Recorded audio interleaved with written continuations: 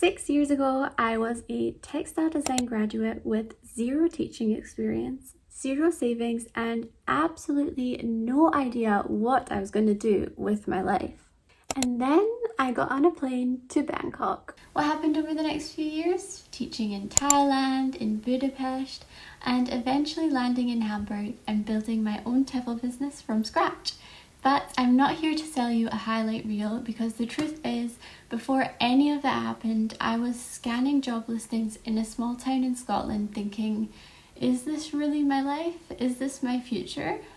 So today I'm telling you the whole story, how I went from working in a supermarket after graduation to teaching abroad, and why I ended up building the TEFL course I wish existed when I was starting out. So let me take you back. I studied textile design in Scotland and I genuinely loved it. But I graduated in 2021, right in the thick of COVID, which meant there was no actual graduation ceremony, no gowns, no hall, nothing. So me and my friend, we hired some gowns ourselves, went out into Dundee and did our own little photo shoot. After that, reality set in. I was working at a supermarket, not really sure what was next for me. And then I got this email from one of my tutors. She said she thought I'd be great for this job position. It was a small knitting factory in a small town in Scotland. And to some people that might sound amazing, but I was 21 years old and I had a very clear gut reaction of, oh no, I don't feel like this is the right path for me. Not because there was anything wrong with it, but because it felt so settled. And I want to be clear, this wasn't about collecting stories to tell at dinner parties or about some content for Instagram posts. I genuinely, deeply just wanted to go and see the world, to actually live somewhere else, to meet people from all over the world. You know, we are not here on this planet for very long, so I wanted to explore it. So I started furiously Googling. And if you have ever gone down the rabbit hole of how do I travel with no money, you know what happens next. YouTube is full of content. Make $5,000 a month from Amazon Associates, or drop shipping, affiliate marketing, passive income. And it's hard not to get pulled into that. I watched a lot of it. I will not pretend that I didn't. But then I came across this one video, I'll link it if I can find it somewhere, about TEFL. And something about it just made sense to me immediately, because it was real. It wasn't some mysterious online business model. It was a skill, a qualification, a job, and you could just go and do it. I should be honest here, I didn't have experience working with children at this point, but the more I researched, the more I realised that wasn't actually a deal breaker. Schools abroad hire native English speakers all the time, and what they care about more than childcare experience is your English and your attitude.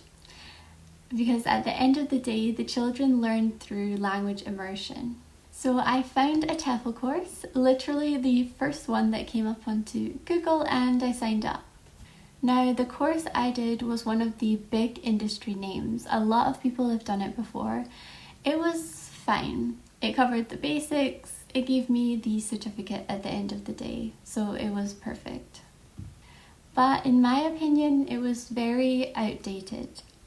I remember one of the units was literally called telephone teaching, as in like teaching English on an actual telephone. And they sort of updated the description to say you can apply this to online teaching too. But the videos were clearly from 15 years ago. The production, the examples, everything. I did the course part-time while still working at the supermarket, fitting in units whenever I wasn't on shift. It took me a couple of months, and I wasn't doing it every single day, just chipping away when I had time. And when I finished and held the certificate, I thought, okay, now what? I applied through a program called Green Heart Travel, but there's loads of different programs. I'll put a few on the screen. And I genuinely recommend going through a program your first time, especially like me, if the visa logistics and paperwork feel overwhelming. They placed me in a school and sorted a lot of the admins. So if you don't know how to do any of that on your own, it's totally fine. And then I landed in Bangkok, alone, 21 years old, having never taught a lesson in my life. The first few weeks were so much fun. You arrive and you have the option to do teacher training with all the other teachers in the program, which was brilliant, and I did choose to do that. You instantly have this little group of people who are equally terrified and excited, and I loved that part. Bangkok was amazing, and I genuinely wish I would have had longer there. The culture, the food, the people, the life, I completely fell in love with all of it. To be really honest with you, the salary won't make you rich. You earn enough to live locally, save a little, travel on the weekends. So if you're thinking about saving or making lots of money, I wouldn't recommend going to Thailand. But if you're going for the experience and the growth rather than to stack savings, it's absolutely worth every single second. I did make another video on this topic. If you're interested in the exact amount of money I earned, I will link the video somewhere here. After Bangkok, I wanted to stay in teaching but be a bit closer to home. So I started looking in Europe and I found the bilingual teaching program in Hungary. It's a state program, completely free to apply for, no placement fees, and they basically pair you with a school. I applied and they interviewed me on Zoom, and the interview was going fine. Everything was perfect. And I'll never forget the moment when it was almost over and she said, "Can you sing for me?" I was like, what? She asked me to sing Twinkle Twinkle Little Star because I would be teaching kindergarten, and apparently in Hungary there's this rule that if you're going to be a kindergarten teacher you need to be able to hold a tune, which makes sense in hindsight, but in the moment sitting there singing Twinkle Twinkle Little Star to an adult through a laptop screen, it was genuinely one of the strangest professional experiences of my life. But apparently and luckily my singing passed the test. They offered me the position. Budapest was a completely different experience. Kindergarten first, and then I moved into a role as a teaching assistant at an international school. Europe is more formal, more structured. It's a different kind of challenge, but it's where I really started to develop as a teacher, becoming more confident, more experimental, actually thinking how I was teaching rather than just getting through the lesson. And it's also where an idea started to form. The more I taught Bangkok, Budapest, the international school, the more that outdated course I'd done at the beginning started to nag at me, because I'd learned so much on the job that I simply hadn't been taught, things that were genuinely important. At the international school, I learned about phonics, how to actually teach children to read, how pronunciation works at a fundamental level. I'd never covered that in my TEFL course, and it's so important, especially if you're teaching young learners. I learned about lesson structure in ways that went way beyond what any online module had taught me.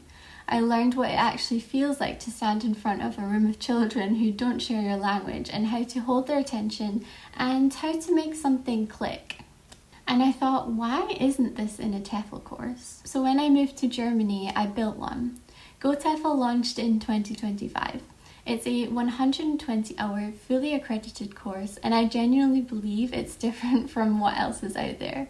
I'm not saying that for marketing reasons, but because I built specifically around the gaps I experienced myself. It includes phonics and pronunciation. It's built around real classroom situations, and the content is actually current. And it's accredited, which I want to explain because this isn't just a label. To get a TEFL course accredited, you have to submit your entire course to an independent accreditation body. They go through everything, the content, the methodology, the assessments, and they decide whether it meets the standard. You can't just give yourself that stamp. The company that accredited Go TEFL actually accredits a lot of TEFL courses across the industry. They've seen hundreds of them, and when they reviewed mine, they described it as, and I'm quoting directly, a breath of fresh air. If you're watching this and you're in the place that I was, just graduated, working a job that doesn't really feel like you, scrolling YouTube wondering if there's another option, here's what I would tell you. Choose your certification carefully. The 120-hour accredited course is the one that actually opens the doors, especially in Asia and international schools. So don't just take whatever comes up on Google first like I did. And then just go. Genuinely, the fear never goes away. If you're at the stage where you're seriously considering this, the most important first step is getting your certification sorted. The 120-hour accredited Go TEFL course is linked in the description. It's £129, fully online, and it's built by someone who's actually taught in Bangkok and Budapest and knows what schools are genuinely looking for. It covers everything: lesson planning, classroom management and observation, grammar methodology, and yes, phonics and pronunciation, which most TEFL courses don't touch. The link is below, so if you have any questions, drop them in the comments. I read everything, and if this video resonated with you, subscribe. I post about teaching English abroad, TEFL, and building a life that doesn't look like everyone else's. Thank you so much for watching. Bye!